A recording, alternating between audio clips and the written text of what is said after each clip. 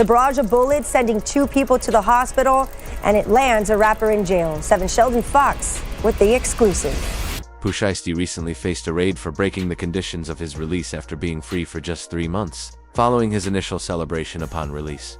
The Memphis artist was acting carelessly in ways that eventually resulted in his freedom being taken away once more. The federal authorities didn't play fair, and after he criticized them in his first day out track, which now has over 25 million views, they ensured they caught him. The real story behind his downfall is more foreseeable than people care to acknowledge. We're going to explain exactly how he lost this opportunity, but first, let me lay out the full story for everyone. This Memphis artist was meant to be experiencing his fresh start when federal officers showed up at his location and violated his parole. Now wait, before you think this was unexpected, the guy has been acting like he didn't value his freedom from the beginning. But here's the really interesting part. He was practically asking to return to prison. For anyone not familiar with the story, Pooh Shiesty was released after completing just under 5 years of what should have been an 8-year term. Federal prosecutors initially wanted him imprisoned for 20 years, but his attorneys managed to reduce it. However, getting released early on federal parole means you're constantly at risk. When Pooh Shiesty initially got out, he was expected to maintain perfect behavior. Federal parole is extremely serious. You have curfews, mandatory meetings,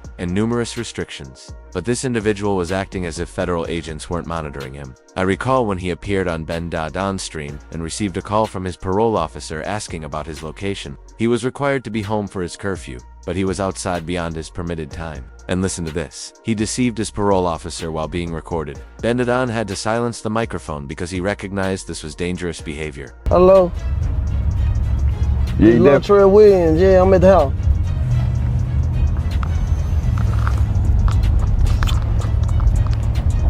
Yeah, keep it. All right. Just go for it. Go make it right. No. You said what? Yes, I am. Yes, I am, man. Check it good. That's where I live at. That's where I live at. Refresh it. That's where I live at. Look. I ain't lying to you. I ain't playing no game. You can mute the joint right now, twin. I don't play like that. That represents seriously reckless conduct. The shocking thing is, this wasn't an isolated incident. Pooh Shiesty has been acting invincible since his release. He was active on social platforms, showing off jewelry and vehicles, and using street language like he wasn't essentially still a federal inmate on supervised release. But listen, this situation goes deeper than just breaking curfew. You see, Pooh Shiesty has been incriminating himself through his lyrics. In his verses, he explicitly stated, "Out on paper with a fully AR piece sitting on my counter?" Now, in street culture, we understand Pooh doesn't fabricate in his raps. When he mentions something in his lyrics, that's his actual life. For those who might not comprehend, an AHRP is a fully automatic firearm, something a federal parolee absolutely cannot possess. The truly alarming part is, he was residing in a halfway house as part of his release requirements. Let me clarify what that means for those unfamiliar. When federal prisoners receive early release, they don't immediately return home. They must reside in a transitional facility known as a halfway house. You sleep there nightly, comply with rigid regulations, and slowly gain additional freedom. It's created to assist people in readjusting to society, but you must still adhere to federal standards. In a halfway house, you have a curfew. Typically, you must return by a specific time each evening. You can't freely move around. You need authorization to travel, authorization to work particular jobs, and you absolutely cannot be near other convicted felons or gang associates. The entire purpose is to gradually reintegrate you into society while maintaining close monitoring. But here's the reality about federal supervision. They're extremely strict. State parole might show some leniency, but federal parole officers are specifically trained to monitor your every action. They can inspect your residence without warning, conduct random drug tests, and if you break even the smallest regulation, you're immediately sent back to complete your sentence. For someone like Pooh Shiesty, who leads Choppa Gang, this supervision was meant to be particularly intense. Federal authorities don't just monitor individuals, they monitor organizations. When you're leading something called Choppa Gang, you already understand they're tracking everyone you connect with, everywhere you travel, and everything you're involved in. Now, let's discuss what initially got Pooh Shiesty into this entire situation. This wasn't his first encounter with law enforcement, and his behavioral pattern demonstrates he never truly learned from his mistakes. The case that originally imprisoned him involved some serious street activities. Back in 2020, Pooh Shiesty was connected to multiple incidents that attracted federal attention. The primary case involved him robbing someone after arranging to meet them, then shooting them during the robbery. Now, in just one station, surveillance cameras showing a new view of a violent shootout in a parking lot of a South Florida apartment building. The barrage of bullets sending 2 people to the hospital, and it lands a rapper in jail. Based on court records, this wasn't merely a random criminal act. And it lands a rapper in jail. 7 Sheldon Fox with the exclusive. Rhode Island says you're wanted. With Mr. Williams, you were arrested for pursuant to an arrest. It was part of a series of violent actions that federal agents had been monitoring. But that wasn't everything. There's also the incident about him shooting at a nightclub after having his money stolen. During that event, he shot a security officer who was simply performing his duties. Popular rapper arrested. He's accused of shooting a security guard at a South Florida gentleman's club and will remain behind bars. A judge denied bond for 21-year-old Lontrell Williams. Honestly, when you're behaving like that in the streets, you're not only risking yourself, you're putting innocent people trying to earn a living in danger. The federal government constructed their case around several incidents, including armed robbery, assault with a dangerous weapon, and conspiracy charges. They portrayed Pooh Shiesty as someone who resorted to violence first, not as a final option. The prosecution contended that he posed a danger to society and deserved to be incarcerated for the complete 20 years they initially requested. His legal team fought vigorously to reduce that sentence, claiming he was young, showed promise as an artist, and could be reformed. They reduced it to 8 years, which was still a substantial sentence, but significantly better than the 2 decades he was facing. When Pooh Shiesty was released, everything was in his favor. His first day out track was gaining massive attention. He was receiving awards, operating luxury vehicles, and even reportedly involved with India Love. He had the chance to create a legitimate business empire, but somehow he still ruined it. The first day out track was beyond just a song. It was a declaration. He was announcing to the world he was back, he was determined, and he was prepared to dominate the rap industry. The track received millions of views, and briefly, it appeared he would become one of those inspirational stories. The individual who learned from his errors and utilized his second top opportunity to create something genuine. But privately, the streets were discussing how he was operating. People who knew him reported he never truly abandoned that street mindset. He was still associating with the same individuals, still using the same language, and still acting like he was untouchable. The issue with federal parole is they're monitoring everything: your social media activity, your music videos, who you're spending time with, where you're traveling. Everything is under intense scrutiny. When you're rapping about possessing automatic weapons while on supervised release, that's not merely artistic expression, that's proof. The real information that shocked everyone was how Ben the Don initially revealed the news on his stream. During a live broadcast, Ben received a phone call about the raid. You could detect the surprise in his tone when he discovered they confiscated everything and cleaned them out. Ben attempted to keep it quiet initially, but the streets were already spreading the word. In the clip that became viral, you can hear Ben telling his caller, "You remember that bet when Buddy had this right here and I told you he going to jail? He's going back." Remember that bet when Buddy had this right here? And I told you, I was like, he going to jail? Yeah. He's going back. The manner he expressed it indicated this wasn't entirely unexpected. People familiar with Pooh Shiesty's circumstances saw this approaching. But here's where it becomes intriguing. Ben subsequently attempted to claim on Twitter that the call wasn't regarding Pooh Shiesty. He posted, "I understand y'all got to get y'all money, but that's cap as F. Shy ain't have a MF thing to do with that call."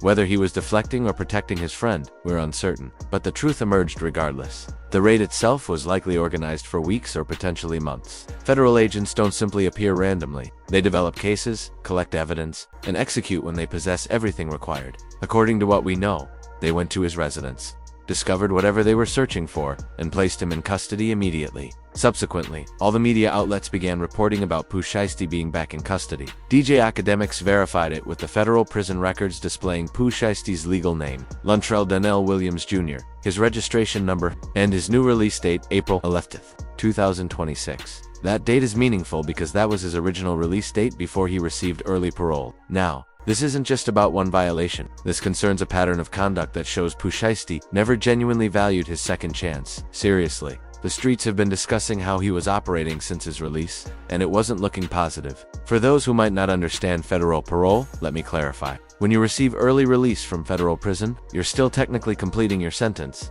just in the community rather than incarcerated. You have strict requirements: curfews, regular meetings, no weapons, no interaction with known felons, and absolutely no criminal behavior. and violate any of these, and you immediately return to complete your original sentence. The fact that his release date is April 11th, 2026, his original release date, indicates this is probably a parole violation, not new criminal charges. If he had received new charges, he'd be facing additional time beyond his original sentence. Instead, they're simply requiring him to serve the remainder of his original 8-year sentence. The genuine question is what precisely triggered the raid. Was it his lyrics about possessing weapons? Was it him being outside past curfew? Was it associating with other gang members? Or was it something they discovered during a routine inspection? Based on the timeline and how everything unfolded, it appears the federal agents had been developing a case for his violation for some time. They likely had evidence of multiple violations: the curfew incident on Ben's stream, his lyrics about weapons, possibly surveillance footage showing him with prohibited individuals. This extends beyond just one rapper though. This concerns the cycle that continues pulling young black men back into the system. When you originate from the streets, it's difficult to completely separate from that lifestyle, particularly when that's what made you famous initially. The music business doesn't assist either. Record labels desire that genuine street credibility. Fans want to hear about that life, and social media rewards the most extreme behavior. So you have artists trapped between remaining authentic to what made them famous and staying free to appreciate their success. For Pooh Shiesty, his entire image was constructed on being that street individual. Choppa Gang, the gun references, the robbery narratives, that's what made him popular. But when you're on federal supervision, you cannot live that image anymore. You must discover a method to develop your artistry without violating your parole conditions. What makes this circumstance even more unfortunate is the ripple effect it creates on his community and his supporters. Young people admire these artists, and when they witness someone receive a second chance and waste it, it communicates that perhaps change isn't genuinely possible. Pooh Shiesty possessed the platform to demonstrate to youth in Memphis and other cities that you can emerge from the streets, make errors, pay your debt to society, and still construct something legitimate. Instead, he became another illustration of what not to do. The financial consequences are enormous too. He was earning substantial money, streaming income, performance fees, sponsorship agreements. All of that ceases when you're imprisoned. His team, his family, everyone who relied on his success is now left uncertain while he serves the remainder of his sentence. And let's address the legal expenses. Battling federal cases is costly. His family likely spent hundreds of thousands of dollars on attorneys to reduce his sentence the first time. Now they might need to repeat it if he receives new charges or wants to appeal his violation.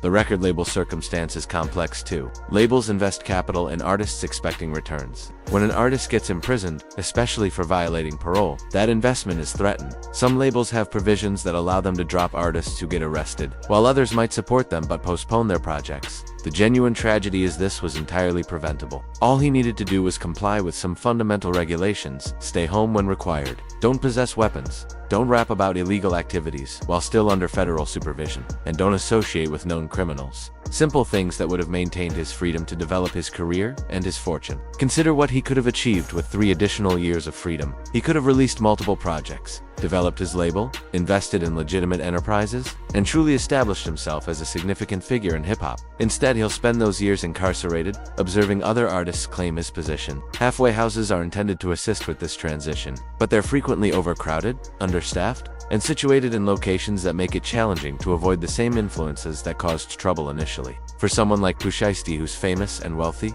the halfway house environment might not provide the structure and support he genuinely needed. The parole system is designed to be punishing rather than rehabilitative. Rather than assisting people to succeed, it often prepares them to fail with regulations that are challenging to follow and consequences that are harsh. One error can send you back to prison, even if you haven't committed a new offense. But simultaneously, the regulations exist for valid reasons. Federal supervision is meant to protect the community while providing offenders an opportunity to demonstrate they've changed. When someone violates those regulations repeatedly, particularly someone who was convicted of violent offenses, the system must respond. So what occurs now? Pooh Shiesty is scheduled for release on April 11, 2026. Assuming he doesn't receive any new charges while imprisoned, that provides him approximately 15 months to reflect on his decisions and hopefully develop a better strategy for when he's released. The hip-hop environment will be different when he returns. New artists will have appeared, the sound might have changed, and his momentum will be lost. Restarting in the music industry is challenging enough when you're young and unknown. It's even more difficult when you're older and carrying the burden of multiple arrests. His legal team might attempt to appeal the violation or argue for early release again, but that's going to be significantly harder this time. Judges don't appreciate seeing people waste second opportunities, and prosecutors will contend that he's demonstrated he cannot be trusted in the community. The optimal thing he can do currently is utilize this time productively, write music, read books, perhaps obtain his GED, or participate in other educational programs. When he's released, he'll need to prove that he's genuinely changed, not merely talking about change. The real question is, what happens when he's released in April 2026? Will he have learned his lesson, or will we be having this identical discussion again? The hip-hop community is observing, and hopefully other artists in similar circumstances are paying attention. This story extends beyond just Pooh Shiesty. It's about the decisions we make when we receive second chances, the influence of our environment, and the difficulty of transforming your life when everything surrounding you remains the same. For young people observing this, the lesson is evident. When you receive an opportunity to transform your life, take it seriously. Don't let pride, peer pressure, or the desire to preserve your image cost you your freedom. Success means nothing if you're not free to appreciate it. For other artists in similar circumstances, this should be a warning. Federal supervision is not a game. The regulations might appear unfair or restrictive, but violating them will cost you everything you've worked for. Pooh Shiesty could have avoided this entire situation by concentrating on his music and following his simple early release conditions. Instead, he chose to act like federal agents weren't monitoring. And now he's back where he began, behind bars, serving the remainder of his original sentence. The most unfortunate aspect is he possessed everything necessary to succeed: talent, opportunity, resources, and people who believed in him. But none of that matters if you cannot make the correct decisions when it's important. What are your opinions on Pooh Shiesty's situation and his future in hip-hop? Do you believe he'll change his behavior when released? Or is this just the start of a longer cycle? Share your thoughts in the comments, and ensure you subscribe for more updates on this story and other hip-hop news. Honestly, this is a lesson for anyone on parole or probation. Your freedom is a privilege, not an entitlement. Don't waste the opportunity over some street credibility that isn't worth the years you'll spend in prison. Stay concentrated, stay free, and let your success speak louder than your past. The streets will always exist, but opportunities like the one Pooh Shiesty had don't appear frequently. When you receive that chance to transform your life, seize it firmly and don't release it, because once it's lost, it might not return. That's all for today. Keep it authentic, stay out of trouble, and we'll see you in the next one. The streets are always observing, and so are the federal authorities.